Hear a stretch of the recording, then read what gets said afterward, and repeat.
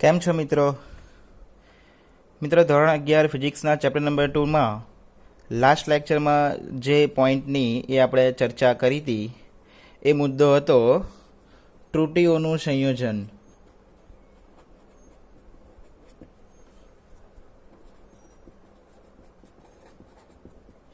ત્રુટીઓના સંયોજનમાં કોઈ પ્રાયોગિક દરમિયાન ઘણા બધા આપણે અવલોકનો લેવા પડે અને એ અવલોકનોના પરિણામ વખતે સંયુક્ત ત્રુટી એ આપણે જાણવી જોઈએ. અને એ પરિણામ માટે સંયુક્ત ત્રુટી દર્શાવવા માટે આપણે અલગ અલગ એ પ્રોસિજર ફોલો કરતા હતા. અને એમાં એક રીત હતી એ ત્રુટીઓનું સંયોજન કોના માટે? સરવાળા માટે. બીજું હતું એ હતું બાદબાકી માટે. ત્રીજું હતું એ હતું ગુણાકાર માટે. અને ચોથું હતું એ હતું ભાગાકાર માટે. 4 પ્રકાર માટે આપણે ત્રુટીઓનું સંયોજન એ શોધ્યું હતું. આના પરથી જો સરવાળા અને બાદબાકી જ્યારે કરીએ ત્યારે બે ભૌતિક રાશિઓ એ અને બી હોય અને એ બંનેનો સરવાળો કે બાદબાકી કરવી હોય તો એનાની સંયુક્ત ત્રુટી એ કેટલી મળતી હતી? તો એના નિયમ પરથી લખતા હતા આપણે ડેલ્ટા ઝેડ બરાબર ડેલ્ટા એ પ્લસ ડેલ્ટા બી. બે ભૌતિક રાશિઓ એ અને બી હોય તો એની નિરપેક્ષ ત્રુટી જો તમારે શોધવી હોય કોના માટે? સરવાળા અને બાદબાકી માટે, તો એની ડેલ્ટા ઝેડ વેલ્યુ ડેલ્ટા એ પ્લસ ડેલ્ટા બી મળે. મિત્રો ધ્યાન રાખજો કે સરવાળો હોય કે બાદબાકી હોય, ભૌતિક રાશિનો તમે સરવાળો કરતા હોય કે બાદબાકી કરતા હોય, પણ જ્યારે તમે એની ત્રુટી શોધો છો ત્યારે જે તે ભૌતિક રાશિની નિરપેક્ષ ત્રુટીઓનો તો સરવાળો જ કરવાનો. બરાબર? એટલે આ વસ્તુ એક ધ્યાનમાં રાખવાની છે. બીજું, હવે આપણે કોઈ બે ભૌતિક રાશિઓનો કાં તો ગુણાકાર કરીએ છીએ કાં તો ભાગાકાર કરીએ છીએ અને એ દરમિયાન મળતી એ સંયુક્ત એ ત્રુટી એ તમને સાપેક્ષ ત્રુટી મળે. આની અંદર જે ત્રુટી મળશે એ કઈ મળશે? નિરપેક્ષ ત્રુટી મળશે. મિત્રો જ્યારે તમે ગુણાકાર કે ભાગાકારની વાત કરશો ને તો એ દરમિયાન તમને સાપેક્ષ ત્રુટી જ મળશે. અને એ સાપેક્ષ ત્રુટી આપણે લખી શકાય ડેલ્ટા ઝેડ અપન ઝેડ બરાબર ડેલ્ટા એ અપન એ પ્લસ ડેલ્ટા બી અપન બી. આ જે ત્રુટી મળે છે એ ત્રુટી કઈ ત્રુટી હશે? સાપેક્ષ ત્રુટી. ધ્યાન રાખજો. તો આ પ્રકારનું ત્રુટીઓનું સંયોજન અને એ ત્રુટીઓના સંયોજન પરથી આપણે જે તેની નિરપેક્ષ ત્રુટી અને જે તે ગુણાકાર અને ભાગાકાર માટેની સાપેક્ષ ત્રુટી તદુપરાંત બંનેના એ આપણે નિયમો પણ જોયા હતા. સરવાળા માટેનો નિયમ એ આના પરથી જ બનતો હતો, ગુણાકાર માટેનો નિયમ એ આના પરથી જ બનતો હતો. મુખ્ય વાત એવી છે કે અહીંયા જે તમને ત્રુટી મળે છે એ કઈ ત્રુટી મળે છે? નિરપેક્ષ ત્રુટી. અને અહીંયા જે ત્રુટી મળે છે એ કઈ મળે છે? સાપેક્ષ ત્રુટી. ક્લિયર? તો ગુણાકાર અને ભાગાકાર હોય તો તમારા ખાસ ધ્યાન રાખીને કામ કરવાનું. મિત્રો આજના લેક્ચરમાં જે ડિસ્કશન કરવાની છે એ છે ત્રુટીઓનું સંયોજનના દાખલાની ગણતરી. દાખલાની ગણતરી કરવાની છે. તો સંયોજનના દાખલા શરૂઆત કરતા પહેલા તમને આ જે બે મુદ્દા મેં ઉપર બતાવેલા છે એ અવશ્ય આવડતા હોવા જોઈએ. અને આ ખબર હશે તો આપણને દાખલામાં એ સહેજ પણ તકલીફ પડવાની નથી. તો નેક્સ્ટ એક ન્યુમેરિકલ જોઈએ અને આ પોઈન્ટ સમજીએ. મિત્રો એક ન્યુમેરિકલ જોઈએ, ઉદાહરણનો 2.8 નંબરનો. ફર્સ્ટ ઓફ ઓલ આપણે રકમ વાંચીએ, કઈ વસ્તુ કામ કરવાની છે વિચારીએ, ત્યારબાદ ગણતરી શરૂઆત કરીએ. થર્મોમીટર વડે બે પદાર્થોના તાપમાનો અનુક્રમે T1 અને T2 માપેલા છે. એમાં T1 બરાબર જે વેલ્યુ છે એ 20 degree Celsius plus or minus 0.5 degree Celsius અને T2 બરાબર 50 degree Celsius plus or minus 0.5 degree Celsius છે. એટલે આપણને મિત્રો અહીંયા બે વેલ્યુ તમને આપેલી છે અને એમાં પહેલી વેલ્યુ આપણે કહીએ છીએ T1 બરાબર 20 degree Celsius plus or minus 0.5 degree Celsius. આના પરથી આપણને બે કિંમત મળે. આ જે પહેલી વેલ્યુ છે એ T1 નું સાચું મૂલ્ય કહેવાય અને એની પછીની જે વેલ્યુ છે એ એની નિરપેક્ષ ત્રુટી કહેવાય. મિત્રો અહીંયા નિરપેક્ષ ત્રુટીની આગળ પ્લસ ઓર માઇનસ બંને સાઇન લખેલી છે. તમને ખબર જ છે કે આ પ્લસ ઓર માઇનસની વેલ્યુ એવી થાય છે કે આ 0.5 ડિગ્રી સેલ્સિયસની ત્રુટી એ 20 અંશ સાથે કાં તો માઇનસમાં હશે કાં તો પ્લસમાં હશે. પણ એની નિરપેક્ષ તૂટી વખતે તમે ક્યારેય પણ એ સાઇનનો ઉપયોગ કરતા નથી. એ ડાયરેક્ટ શું લખો છો, જે તે મૂલ્ય એ માઇનસ કે પ્લસ સાઇન લેતા નથી. એટલે આના પરથી બે વેલ્યુ કઈ મળે, તો સાચી મૂલ્ય જેને આપણે શું કહીએ છીએ T1 બરાબર કેટલી વેલ્યુ મળે છે 20 ડિગ્રી સેલ્સિયસ, અને એના પરથી એ તમને એની ત્રુટી જે કેટલી મળે કહીએ છીએ આપણે ડેલ્ટા T1 બરાબર કેટલી કહીએ છીએ 0.5 ડિગ્રી સેલ્સિયસ. બે કિંમત તમને અહીંયા મળી. ક્લિયર? એ જ રીતે બીજી વેલ્યુ આપેલી છે T2 બરાબર કેટલી આપી છે તો કે 50 degree Celsius plus or minus 0.5 degree Celsius. તો એના પરથી પણ બે T2 નું સાચું મૂલ્ય જે કેટલું છે 50 ડિગ્રી સેલ્સિયસ, અને એની અંદર ત્રુટી જેને આપણે કહીએ છીએ ડેલ્ટા T2 જે કેટલી મળે છે 0.5 ડિગ્રી સેલ્સિયસ. હવે આપણે રકમ આગળ વાંચીએ. આ બંને તમને તાપમાન મળ્યા. બંને પદાર્થોના તાપમાનનો તફાવત શોધવાનો છે મિત્રો, ખાસ ધ્યાન રાખવા જેવી વાત છે. તફાવત, હવે તમને ખબર પડે તફાવત એટલે, તો તમને કહી શકો કે બાદ બાકી કરવાની. આ જે બંને વેલ્યુ મળી છે એનો શું શોધવાનું છે તફાવત, એટલે બંનેની શું કરવાની છે બાદ બાકી કરવાની છે, અને તેમાં ઉદ્ભવેલ ત્રુટીની ગણતરી કરવાની છે. મિત્રો ધ્યાન રાખજો, તમે ક્યારે સરવાળો કરો કે બાદ બાકી કરો, એની ત્રુટીમાં તો જે તે નિરપેક્ષ ત્રુટીનો તો શું કરવાનો સરવાળો જ કરવાનો. તમને અહીંયા ભલે તફાવત કીધો, હા તફાવત કરવાનો કોનો, એના સાચા મૂલ્યોનો, પણ આ જે ત્રુટીઓ છે એ ત્રુટીઓનો તો ઓલવેઝ શું કરવાનો સરવાળો જ કરવાનો. જો અહીંયા સરવાળો હોય કે બાદ બાકી હોય, વેલ્યુ તો આ રીતે જ તમારે આ ઇક્વેશનને જ એ ત્રુટી માટે ખાલી ફોલો કરવાની રહેશે. ક્લિયર? તો આપણે કામ કરીએ, શરૂઆત કરીએ. પહેલાં તો તાપમાનનો તફાવત શોધીએ. હમણાં ત્રુટી નથી જોતા, આપણે ખાલી એના સાચા મૂલ્યોની વાત કરવા જઈ રહ્યા છે. તાપમાનનો તફાવત આપણે શું લખીએ છીએ T લખીએ છીએ. T બરાબર આનું સાચું મૂલ્ય કેટલું છે T2, અને એની પહેલાંનું મૂલ્ય કેટલું છે T1, એટલે T2 માઇનસ શું કરી દઈએ છીએ T1, એટલે બંને મૂલ્યોનો શું મળી જશે તમને તફાવત. T2 ની વેલ્યુ કેટલી છે 50 ડિગ્રી માઇનસ T1 ની કેટલી છે 20 ડિગ્રી. તફાવત તમને કેટલા ડિગ્રી મળશે 30 ડિગ્રી સેલ્સિયસનો તાપમાનનો તફાવત તમને મળી ગયો છે તેમ કહી શકાય. પોઈન્ટ સમજાય છે?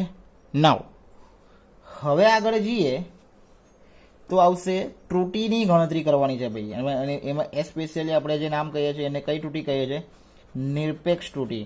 સાચું મૂલ્યનું T છે તો એની ત્રુટી કેટલી હશે તો કે ડેલ્ટા T.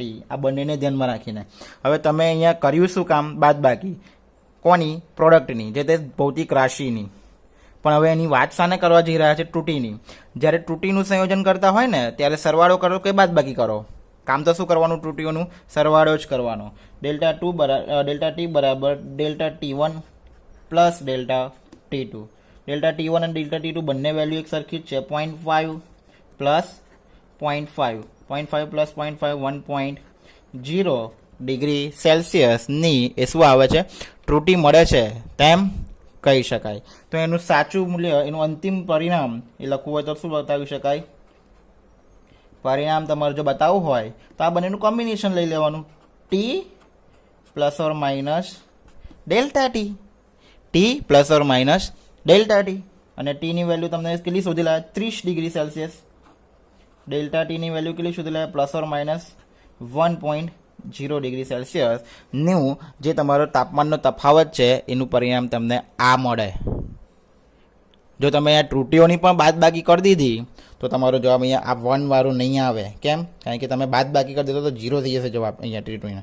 પણ ક્યારે એવું ત્રુટી ક્યારેય એ બાદ થાય નહીં. આ ત્રુટીઓ જે છે એ જે તે માપનની પર્સનલ એટલે કે જે તે ભૌતિક રાશિની એ ત્રુટી આપેલી છે. ઓકે, તો આ રીતે પહેલો ન્યુમેરિકલ એ પહેલો આપણે બાદ બાકી માટેનો નિયમ એ જોયો. જો કદાચ સરવાળો આપેલો હોય તો વસ્તુ તો અહીંયા જ કરવાનું, શું અહીંયા સરવાળો, અહીંયા શું કરવાનું સરવાળો જ કરવાનો. જે પરિણામ આવે એ તમારા અંતમાં લખી દેવાનું. ઓકે, નેક્સ્ટ એક બીજો પણ ન્યુમેરિકલ આપણે જોઈએ. એ જ રીતનો એક બીજો ન્યુમેરિકલ પણ છે. પહેલાં તો સમજવાનું કે તમારે આની અંદર કઈ પ્રક્રિયા કરવાની છે. રકમ વાંચ્યા પછી તમને સમજમાં આવશે કે કઈ પ્રક્રિયા તમે એ કરશો તો તમે ક્લિયરિટી સાથે દાખલાને આગળ વધારી શકશો. એના માટે રકમ વાંચીએ. રકમ એવું કહે છે ખાલી બીકરનું દળ 50.3 પ્લસ ઓર માઇનસ 0.2 ગ્રામ છે, અને પાણી ભરેલા બીકરનું દળ 59.4 પ્લસ ઓર માઇનસ 0.2 ગ્રામ છે. પહેલું આપ્યું છે ખાલી છે, બીજું આપ્યું છે પાણી ભરેલાનું છે, સંયુક્ત દળ છે. તો ત્રુટીને ધ્યાનમાં લેતા પાણીનું દળ ખાલી જગ્યા થાય. મારે બીકરનું દળ નહીં જોઈતું. હવે સમજમાં આવ્યો દાખલો? શું કરવું પડશે? પહેલાં શું આપેલું છે? ખાલી બીકરનું દળ. ફરી શું આપેલું છે? પાણી ભરેલા બીકરનું દળ. એટલે આ પાણી ભરેલામાં આ પાણીનું દળ આપણે શું કરવું છે? શોધવું છે. તો આ પાણી ભરેલા બીકરના દળમાંથી ખાલી બીકરનું દળ જો તમે બાદ કરી દો તો મને માગેલા પાણીનું દળ એ મળી જાય. એટલે તમારે આ જ એક વસ્તુ એ સોર્ટ આઉટ કરવાની છે.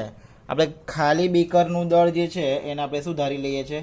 M1. M1 બરાબર વેલ્યુ શું આપણે લખીએ? તો કે 50.3 પ્લસ ઓર માઇનસ 0.2 વેલ્યુ આપેલી છે ગ્રામની અંદર. અને એના પરથી તમને બે કિંમતો તો મળી જ જાય. M1 કહીએ છીએ તો આની કિંમત M1 બરાબર 50.3 ગ્રામ, અને એના પરથી બીજી વેલ્યુ મળે છે ડેલ્ટા M1 બરાબર વેલ્યુ શું મળે છે? 0.2 ગ્રામ મળે છે. ક્લિયર? બે કિંમતો તમને અહીંયાથી મળી ગઈ. એ જ રીતે ભરેલા બીકરનું દળ આપણે સુધારી લઈએ છીએ તો કે M2 બરાબર વેલ્યુ છે 59.4 પ્લસ ઓર માઇનસ 0.2 ગ્રામ. આના પરથી પણ તમને બે કિંમતો મળી જાય. કઈ કઈ? તો કે એક તો M2 બરાબર કેટલી વેલ્યુ મળે? 59.4 ગ્રામ, અને બીજી કઈ વેલ્યુ મળે? ડેલ્ટા M2 જે કઈ મળશે એની ત્રુટી 0.2 ગ્રામ. સમજાઈ ગયું? નેક્સ્ટ, હવે આપણે બંનેનું શું કરવાનું છે? બંનેમાંથી પાણીનું દળ શોધવાનું છે. એટલા માટે એ તમારે એની બાદ બાકી કરવી પડે. મિત્રો ધ્યાન રાખજો. બાદ બાકી કરવા માટે પહેલાં આપણે જે તે સાચા મૂલ્યની બાદ બાકી કરીએ અને ત્યારબાદ બંનેની સંયુક્ત ત્રુટી શોધીએ. તમે બાદ બાકી કરો કે સરવાળો કરો, પણ ત્રુટીનો તો શું કરવાનો આવશે? સરવાળો જ. તો એના માટે પહેલાં આપણે શું કરીએ? પાણીનું દળ એ શોધી લાવીએ અને એના માટે આપણે M ધારીએ, અને એના માટે M2માંથી એટલે કે બીકરના દળમાંથી ખાલી બીકરનું દળ શું કરી દેવાનું? બાદ. M2 minus M1. M2ની કિંમત કેટલી આપેલી છે તમને? M2 59.4 માઇનસ M1 કેટલી આપેલી છે? 50.3. આ બંનેની તમે બાદ બાકી કરશો તો જવાબ શું મળે છે? 9.1. આન્સર શું આવશે? ગ્રામ. આ વાત થઈ કોની? પાણીના દળની. હવે એની ત્રુટી પણ ધ્યાનમાં લેવાની છે. કેમ? તમને અહીંયા ખાસ કહ્યું છે ત્રુટીને ધ્યાનમાં લેતા. એટલે તમારે એની નિરપેક્ષ ત્રુટીની પણ ગણતરી કરવી પડે. નિરપેક્ષ ત્રુટી એને આપણે કહીએ છીએ ડેલ્ટા M બરાબર. નિરપેક્ષ ત્રુટી તમે શોધો તો એના માટે તમે અહીંયા બાદ બાકી કરો કે સરવાળો કરો, ત્રુટીનો તો શું કરવાનો? ઓલવેઝ સરવાળો જ કરવાનો. તો delta M1 plus delta M2. Delta M1 છે 0.2 વત્તા ડેલ્ટા M2 છે 0.2. 0.2 વત્તા 0.4 ગ્રામની એ તમારી ત્રુટી મળે છે તેમ કહેવાય. નાવ હવે એનું સંયુક્ત પરિણામ લખવું હોય તમારે. પરિણામ બરાબર શું લખાય? તો કે આ M વત્તા delta M. M plus delta M. એમની વેલ્યુ કેટલી મળી છે? તો કે 9.1 plus or minus delta M બરાબર કેટલા મળ્યા છે? 0.4. આ તમારું સંયુક્ત ગ્રામની કિંમત એ મળી છે તેમ કહી શકાય. શું કર્યું? પહેલાં M1 M2 શોધી નાખ્યા જે તમને આપેલા જ છે. એમાંથી M1 delta M1 M2 delta M2 શું કર્યા? અલગ કર્યા. તેના આફ્ટર આપણે શોધવું છે પાણીનું દળ. એટલે ભરેલા બીકરમાંથી ખાલી બીકરનું દળ શું કરી દેવાનું? બાદ. એટલે તમને ક્લિયરિટી સોનું મળી જશે? પાણીનું દળ મળશે જે આપણે શોધ્યું M2 માઇનસ M1. બાદ બાકી કરી જવાબ આવ્યો 9.1 ગ્રામ. ત્યારબાદ શું શોધી? નિરપેક્ષ ત્રુટી. અને નિરપેક્ષ ત્રુટી શોધવા માટે તમારે સરવાળો કરો કે બાદ બાકી કરો, પણ ત્રુટીની તો ઓલવેઝ શું કરવાનો? સરવાળો જ કરવાનો. અહીંયા એક્શન જોવાની, એના પરથી કામ થાય. એટલે તમને અહીંયા સરવાળો મળી ગયો અને બંનેનું છેલ્લે શું લખી દીધું? પરિણામ. તો આ રીતે એ તમે આ પોઈન્ટનો પણ એ સોલ્યુશન મેળવી શકો છો. એક બીજું પણ આગળ ન્યુમેરિકલની ગણતરી જોઈએ. નેક્સ્ટ ન્યુમેરિકલની તમે રકમ જુઓ તો એનું જે એક સમીકરણ આપ્યું છે ને એ સમીકરણ પરથી તમને કંઈક અંદાજ તો આવે જ કે આ ગુણાકાર અને ભાગાકાર બંનેની એ રીત અહીંયા વપરાઈ જાય છે. આપણે એવો દાખલો લઈએ છીએ કે જેની અંદર બંને રીત આવી ગઈ. કેવી રીતે? અહીંયા ટોટલ એ, બી, સી અને ડી એમ 4 આ ભૌતિક રાશિઓ છે. એનું પરિણામ આપણને શું મળે છે? ઝેડ. એ અને બી જે છે એ શાની અંદર છે? તો કે ગુણાકારની અંદર છે. સી અને ડી છે એ શાની અંદર છે? ભાગાકાર છે. એ બી અને સી ડી એકબીજાના શામાં છે? ભાગાકારમાં છે. એ બી એ ગુણાકારમાં, સી ડી એ પર ગુણાકારમાં અને એ બી અને સી ડી એકબીજાના ભાગાકારમાં. અને આપણને કીધું છે કે એનું જે પરિણામ ઝેડ મળે છે એ ઝેડમાં સાપેક્ષ ત્રુટિ કેટલી થાય એ શોધવાનું કીધું છે. બરાબર? તો ઝેડમાં સાપેક્ષ ત્રુટિ એટલે તમને ખબર જ છે કે કોઈ પણ ભૌતિક રાશિની નિરપેક્ષ ત્રુટિ છેદમાં તેનું સાચું મૂલ્ય. સરેરાશ નિરપેક્ષ ત્રુટિ છેદમાં તેનું સાચું મૂલ્ય. તો આપણે ઝેડમાં સાપેક્ષ ત્રુટિ શોધવી હોય તો આપણને ડાયરેક્ટલી ખબર છે. ઝેડમાં સાપેક્ષ ત્રુટિ શોધવી હોય તો એ તો આપણને ડાયરેક્ટ પણ ખબર છે. કેવી રીતે? તો ઝેડનું જે સમીકરણ આપ્યું છે એ સમીકરણ ઝેડ બરાબર આપણે શું લખ્યું છે? તો કે a/4 b/2/3 છેદમાં c/ કશું જ નથી એટલે 1 ઘાત d/5/2. આ રીતે તમને રકમ આપેલી છે. નેક્સ્ટ, હવે તમે આની ત્રુટિ શોધો છો, સાપેક્ષ ત્રુટિ, તો અહીંયા શું લખાય? Delta Z upon Z. Delta Z upon Z. કોની ત્રુટિ થઈ ગઈ? ઝેડની. ખાલી સાપેક્ષ છે, પ્રતિશત નથી. પ્રતિશત હોય તો કશું નહીં કરવાનું, સવા વડે ગુણી નાખવાનું. હવે ABCDની પણ ગુણાકાર કરવો પડે. હમણાં જ આગળના પોઈન્ટમાં શીખવાડ્યું હતું તો કોઈ પણ ભૌતિક રાશિની ઘાત હોય તો એ ઘાત ક્યાં આવી જશે? એના ગુણાંકમાં આવી જશે. એટલે એની 4 ઘાત છે એટલે 4 ગુણાંકમાં આવી જશે. એની ત્રુટિ શું થાય? તો કે ભાઈ ડેલ્ટા એ અપન એ. આ એની સાપેક્ષ ત્રુટિ થઈ ગઈ. ગુણાકાર હોય કે ભાગાકાર હોય, સાપેક્ષ ત્રુટિ શોધો તો દરેકે દરેક નિરપેક્ષ ત્રુટિઓનો એ તમારે શું કરવો પડે? સરવાળો. બધી સાપેક્ષ ત્રુટિનો પર્ટિક્યુલર ભૌતિક રાશિની સાપેક્ષ ત્રુટિનો સરવાળો કર્યા કરવો પડે. છેદમાં વત્તા 2/3 છે એ પાછા ગુણાકારમાં આવી જશે. 2/3 બીની ત્રુટિ આવશે ડેલ્ટા બી ના છેદમાં બી વત્તા સી જે છે એની એક જ ઘાત છે એટલે આ ગુણાકારમાં કંઈ જ નહીં આવે. ડેલ્ટા સી અપન સી 1 વડે ગુણાકાર કરવો હોય તો લખતા નથી. અને ડીની જે ઘાત છે એ છે 5/2 multiplied by delta D upon D. તો આ રીતે જે તે ન્યુમેરિકલની સાપેક્ષ ત્રુટિ તમને મળી ગયેલી છે તેમ કહી શકાય. જો તમને સાપેક્ષ ત્રુટિ આપવામાં આવેલી હોય કે ભાઈ ડેલ્ટા એ અપન એ આટલી છે, બી અપન સી અને ડીની સાપેક્ષ ત્રુટિ આટલી છે, તો તમે અહીંયા કિંમત મૂકી શકો અને એની ગણતરી આપી શકો. ઇન કેસ જો તમને અહીંયા પ્રતિશત ત્રુટિ ABCDની આપેલી હોય તો તમે આ જ વસ્તુ શોધવાની, પણ અહીંયા ગુણાંકમાં કેટલા લઈ દેવાના 100, આખો કાઉન્સ કરીને બધાના ગુણાંકમાં કેટલા લઈ લેવાના 100, તો જે તે ભૌતિક રાશિની પ્રતિશત ત્રુટિ મળી જાય છે તેમ કહેવાય. ઓકે, તો આટલે સુધીના એ આપણે ત્રુટિઓના અંદાજના એ આજના લેક્ચરમાં આપણે ન્યુમેરિકલ એ જોયેલા છે. હવે કંઈક આગળ નવા ટોપિક તરફ આગળ વધીએ. તો નેક્સ્ટ મુદ્દો છે, મહત્વના પોઈન્ટ તરફ આપણે આગળ વધી રહ્યા છે. સાર્થક અંકો સૌથી મહત્વનો પોઈન્ટ છે. મિત્રો, સાર્થક અંકો સમજવું હોય તો આપણે કોઈ પણ વસ્તુનું જ્યારે માપન કરીએ ત્યારે અવલોકનના માપનમાં એ ત્રુટિ હોય જ છે. કોઈ પણ વસ્તુનું આપણે માપન કરીએ ને તેમાં સામાન્ય ને સામાન્ય ત્રુટિ તો હોય છે જ. તેથી આ માપનને એવી રીતે દર્શાવવું જોઈએ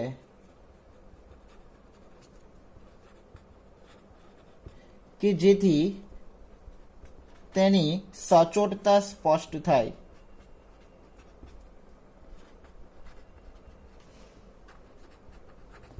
માપનને એવી રીતે દર્શાવવું જોઈએ કે જેથી તેની સચોટતા એ સ્પષ્ટ થાય, એનું એક ચોક્કસ તમને મૂલ્ય મળે. તો એનું ચોક્કસ મૂલ્ય દર્શાવવા માટે આપણે કેવી રીતે એને મેઝરમેન્ટ કરાવી શકીએ છીએ, કેવી રીતે એને દર્શાવી શકીએ છીએ? તો સામાન્ય રીતે મિત્રો માપન એક સંખ્યા છે. માપન એક સંખ્યા જ છે જેમાં ચોક્કસ પૂર્ણ અંક અથવા તો ચોક્કસ અંકો સાથે પ્રથમ અચોક્કસ અંક દર્શાવાય છે. મહત્વનો મુદ્દો છે. આપણે જનરલી કોઈ એવી સંખ્યા બતાવો છે ક્યારેય બી કોઈ પણ વસ્તુમાં કે જેમાં અમુક ચોક્કસ અંકો બતાવીએ છીએ, ત્યારબાદ એની પાછળ એક પોઈન્ટ પછીની એક અચોક્કસ અંક પણ દર્શાવતા હોઈએ છીએ. કેવી રીતે? દાખલા તરીકે કોઈ સમયનું મૂલ્ય આપણે માપતા હોય, કોઈ દોલનનો આવર્તકાળ માપતા હોય ને આવર્તકાળ બહુ નાનો હોય તો આપણે કહેતા હોય કે ભાઈ 2.6 સેકન્ડ. તો આ 2 જે છે એ તમારી ચોક્કસ પૂર્ણ અંક થયો કહેવાય. એના પછી પોઈન્ટનો પ્રથમ અચોક્કસ અંક એ 6 થયો કહેવાય. અને આ સંપૂર્ણ સંખ્યા છે એને સાર્થક અંક તરીકે લેવાય. ક્લિયર? તો સાર્થક અંકની વ્યાખ્યા બતાવી હોય તો પ્રોપર વેમાં સાર્થક અંક કોને કહેવાય એવું લખવું હોય તો વ્યાખ્યા થાય એની ભૌતિક રાશિનું માપન દર્શાવતી સંખ્યામાં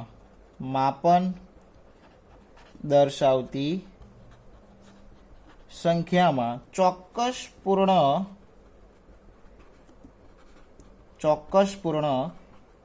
અંકો સાથે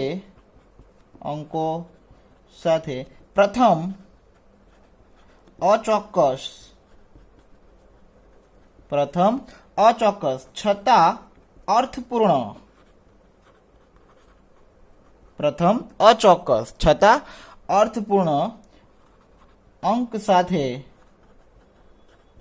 લખાતી સંખ્યાને એ શું કહેવામાં આવે છે? સાર્થક સંખ્યા કહે છે. સાર્થક સંખ્યા કહે છે. ભૌતિક રાશિનું માપન દર્શાવતી સંખ્યામાં ચોક્કસ પૂર્ણ અંકો સાથે પ્રથમ અચોક્કસ છતાં અર્થપૂર્ણ અંક સાથે લખાતી સંખ્યાને એ શું કહેવામાં આવે છે? સાર્થક સંખ્યા તરીકે એ ઓળખવામાં આવે છે. સાર્થક સંખ્યાના અંકોને એ સાર્થક અંકો કહેવાય. સાર્થક સંખ્યાના અંકોને સાર્થક સંખ્યાના જે અંકો હોય એ અંકોને શું કહેવામાં આવે છે? સાર્થક અંકો એ કહે છે.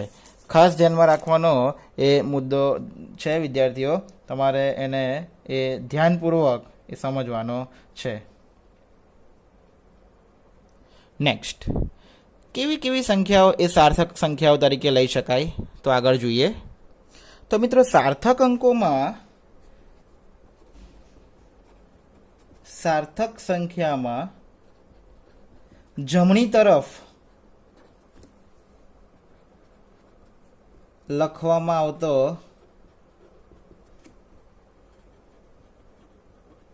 અંક એ અચોક્કસ છે.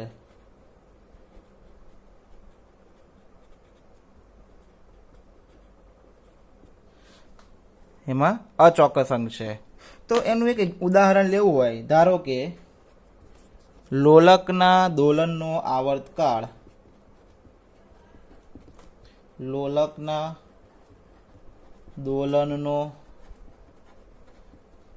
આવર્તકાળ એ કેટલો મળે છે આપણને? 1.62 સેકન્ડ છે. આ રકમ મળે છે 1.62. તો આની અંદર આ જે 1 છે એ કેવો અંક કહેવાય? ચોક્કસ અંક છે. 1 જે છે એ કેવો છે? ચોક્કસ અંક છે. અને 6 અને 2 એ કેવા અંક કહેવાય? અચોક્કસ અંક કહેવાય. એમાં 1 જે છે એ ચોક્કસ અંક છે અને 6 અને 2 જે છે, એટલે ઇન શોર્ટ પોઈન્ટ પછીના જે જમણી તરફ લખાતા વેલ્યુ છે એ બધી અચોક્કસ અંક તરીકે લઈ શકાય છે. બીજું, કોઈ લંબાઈનું માપન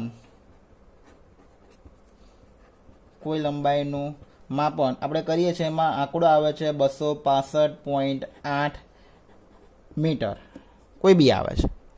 તો આની અંદર 2, 6 અને 5 એ જે છે એ કેવા અંક કહેવાય? ચોક્કસ અંક કહેવાય. અને 8 જે છે એ કેવો અંક કહેવાય? અચોક્કસ અંક કહેવાય. ખબર પડી ગઈ? તો મિત્રો આ જે માપન કર્યું, પ્રશ્ન થાય કે સર આપણે જે વેલ્યુ મેળવી એના સાર્થક અંકો કેટલા કહેવાય? તો આની સાર્થક અંકો, સાર્થક સંખ્યાના સાર્થક અંકો ચારે ચાર ગણવાના, 1 2 3 અને 4. તો એ સાર્થક અંકો કેટલા છે? 4 છે. ઉપર જે છે એના સાર્થક અંકો કેટલા છે? તો કે ભાઈ સાર્થક અંકો એ 3 ગણવાના, તો કે 3 છે. સર આ સાર્થક અંકો 2 છે, 3 છે, 4 છે અંકમાં, એ કેવી રીતે નક્કી થાય? કેવી રીતે તમને ખબર પડે કે હા સર આ અંક સાર્થક છે, આ અંક સાર્થક નથી? તો મિત્રો આ સાર્થક અંકને નક્કી કરવાના એના અમુક નિયમો છે. એ નિયમો તરફ એ આપણે હવે આગળ વધવાના છે. આગળ વધતા પહેલાં પ્રશ્ન થાય કે સાર્થક સંખ્યા, સાર્થક અંકની જરૂર શું પડી? ઉપયોગ શું? સાર્થક અંકનો ઉપયોગ, સાર્થક અંકોનો ઉપયોગિતા, ઉપયોગિતા તો મિત્ર એક જ છે કે બિનજરૂરી ગણતરી, બિનજરૂરી ગણતરી એ કરવી પડતી નથી. બિનજરૂરી ગણતરી કરવી પડતી નથી. કેવી રીતે? જેમ કે તમે બેનો ગુણાકાર કરો, જેમ કે 1.62 છે ને 265.8, આ બે રકમનો તમે કદાચ ગુણાકાર કરજો અને એ ગુણાકાર કરશો ને તો તમને પોઈન્ટ પછી બી બહુ મોટી કિંમત મળશે. પોઈન્ટ પછી 4-5 ડિજિટ મળશે. તો એ પોઈન્ટ પહેલાંની બધી ડિજિટ વેલ્યુ એ ચોક્કસ અંક કહેવાય. પોઈન્ટ પછીના તમે જે બી કંઈ આંકડા લખો એ આંકડાનો એ કોઈ મતલબ રહેતો નથી. જેમ કે કોઈ એક વસ્તુનો કદાચ હું ગુણાકાર કરું છું અને ગુણાકારથી મને જે પરિણામ મળે છે 1268.0088269, આવી કંઈક મને રકમ મળે છે. તો આ 1 6 2 8 એ મને ખબર પડી ગઈ કે ક્લિયર છે.